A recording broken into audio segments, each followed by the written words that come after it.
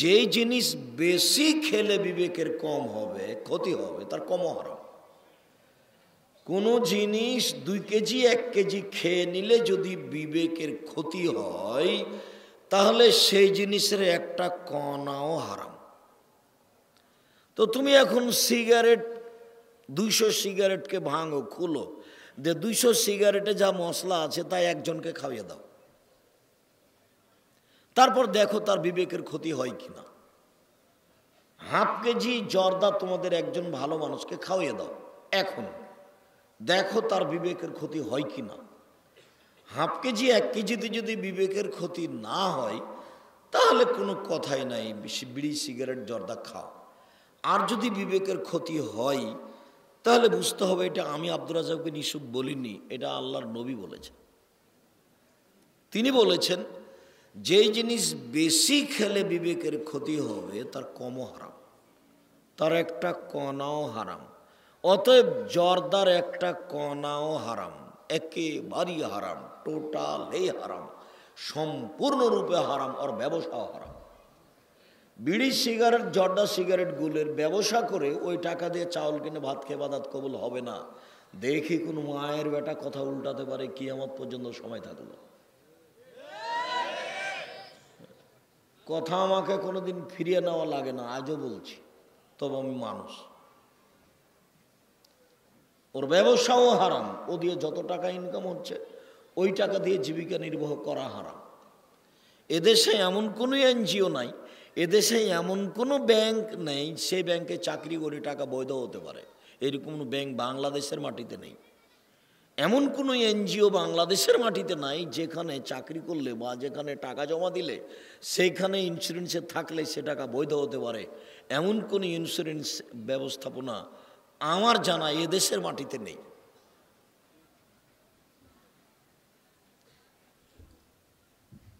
একশো 100% ওরা বলেছিল জিজিএন, ওই ডেস্টিনি কত বিরুদ্ধে যে আমার বললো, আমার পা কেটে নেবে, আমার মামলা করতে গেছে, কত কি। আমি বলছি, এ বেটা, তুই যেদিন আমার জন্য একটা গাছ কিনে কেটে নিয়ে আসতে পারবি চট্টগ্রাম থেকে, সেদিন তোর ডেস্টিনি বৈধ বলবো।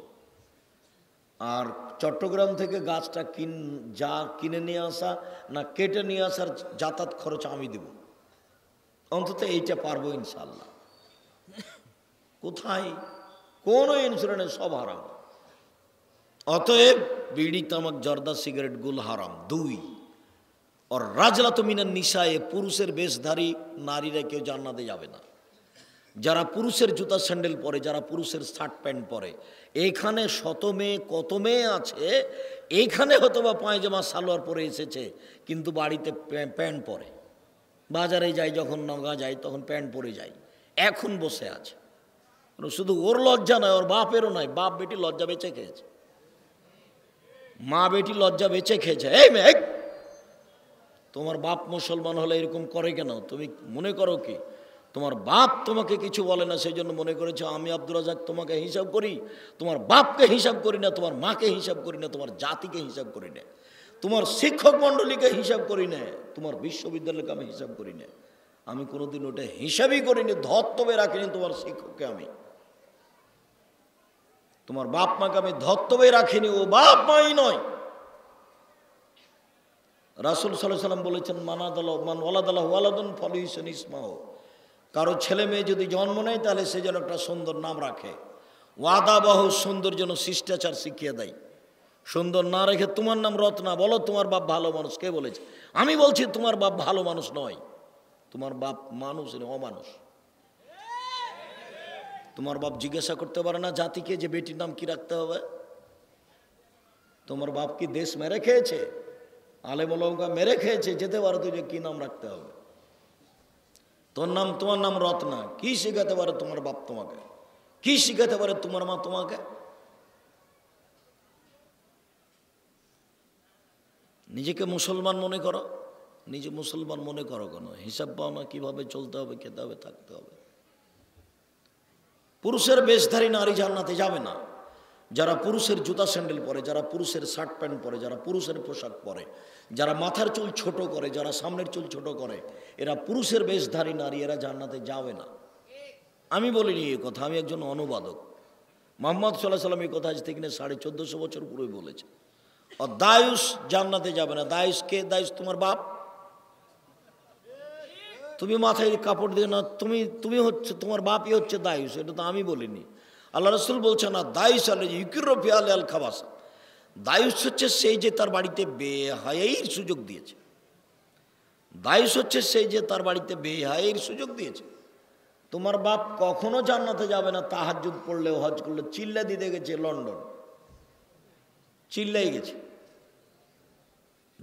বেটি ঢাকা বিশ্ববিদ্যালয়ে পড়ে, মদখোরের সাথে গল্প করে, আর মদখোর ওর বেটির উরুর রানের উপরে মাথা রেখে ঘুমিয়ে থাকে, আর বাপ চিল্লা দিতে গেছে লন্ডন। ধর্ম এরকম পাগল হয়ে গেছে। ধর্ম কি হয়ে গেছে? পাগল হয়ে গেছে। বিবাহের বৈঠকে নওগাঁ, রাজশাহী, নাটোর, চাঁপাইনবাবগঞ্জে উকিল বাপ লাগে। তো উকিল বাপ লাগে, তবে ওটা বাপ হয়ে যায় না, মনে করে যে উকিল বাপ লাগে। আর চট্টগ্রাম আর সিলেট এমন একটা ব্যাপার যে উকিল বাপই নাকি বাপ সেদিন থেকে। এখন বাপের সাথে আর কোনো যোগাযোগ নেই। উকিল বাপ যাবে বেটির বাড়ি, ওই বেটি আবার উকিল বাপের বাড়ি আসবে, ও নাকি বেটি হয়ে গেছে। কিভাবে কি বাজে হইল! পাগল হয়ে গেছে ধর্ম।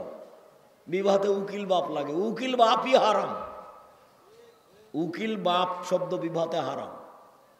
যেমন আমি বলেছি যে ওই কাজীর খাতাতে 4 জন সাক্ষীর কথা আছে, 4 জন সাক্ষী। আরে 4 জন সাক্ষী লাগে জেনা প্রমাণ করতে, তো বিবাহ প্রমাণ করতে 4 জন সাক্ষী লাগবে। তার মানে কি উনি বলতে চাচ্ছেন, বা এদেশের নিয়ম কি বলতে চাচ্ছে যে বিবাহ জেনা? উনি 4 জন সাক্ষী লিখবেন কেন? কাজীর ওই খাতা টয়লেট পেপার হিসাবে ব্যবহারের যোগ্যতা রাখে না। শুনুন, 3 শ্রেণীর মানুষ জান্নাতে যাবে না। এই ছেলে, তুমিও রেডি হও।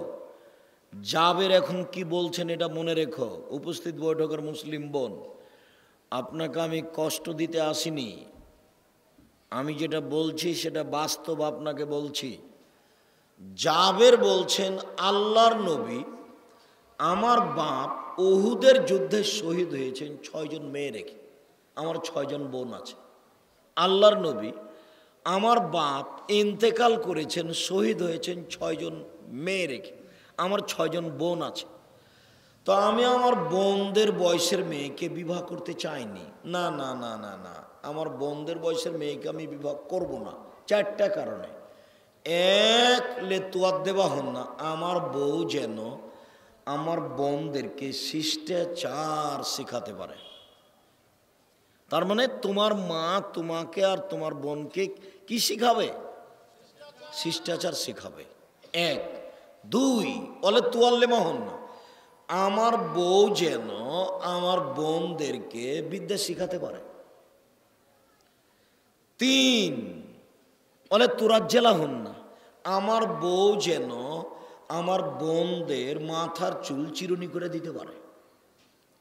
4, তাকুমা আলাইহিন না, আমার বউ যেন আমার বোনদের উপরে সবসময় পাহারা দিতে পারে। মা হলো মেয়েদের জন্য পাহারাদার। আমি বুঝাতে পারলাম না, হাদিস বুখারী মুসলিম। মা মেয়েদের জন্য কি? পাহারাদার, সব সময় চোখের উপরে। খালেদা কোথায়? এই কালকে যে 1টার সময় স্কুল থেকে এসেছিলে, আজকে 1:20 হলো কেন? 20 মিনিট খুঁজে বের করতে হবে মাকে। মা পাহারাদার। গত রাত্রে ছেলে এশার সালাত আদায় করে এসেছিল 9টার সময়, আজকে 9:20। তো আপনার মা, আপনার কথাই বলছি, এই ছেলে তোমার কথাই বলছি, তোমার মা এশার সালাত আদায় করে সুন্নাত পড়তে যাবে, আল্লাহু আকবার বলতে যাচ্ছে, তখন তুমি দরজায় বলছো আসসালামু আলাইকুম। তোমার মা আর সুন্নাত পড়তে পাবে না। সুন্নাত বাদ দিয়ে তোমাকে বলবে আব্বু। জি আম্মু বলেন। আব্বু কাল তো 9টার সময়তে এসেছিল আব্বু, আজকে 9:20 হলো, 20 মিনিট কোথায় গেল আব্বু? তোমার মায়ের সুন্নাত পড়া সুন্নাত, আর এই 20 মিনিট খুঁজে বের করা ফরজ। আমি মনে হয় বুঝাতে পারলাম না, আবার বলবো, আবার বলি। আপনার ছেলেটা কালকের এশার নামাজ পড়ে কয়টার দিকে এসেছিল? 9টায়। এখন আপনি বা আপনার স্ত্রী ফরজ নামাজ পড়েছেন, 9টা বেজে গেছে, সুন্নাত পড়তে যাবেন, সালাম ফিরে একটু তাসবিহ তাহলিল করছেন, সুন্নাত পড়তে যাবেন, দাঁড়িয়েছেন। ইতিমধ্যে ছেলেটা দরজায় এসে সালাম দিল, কিন্তু আজকে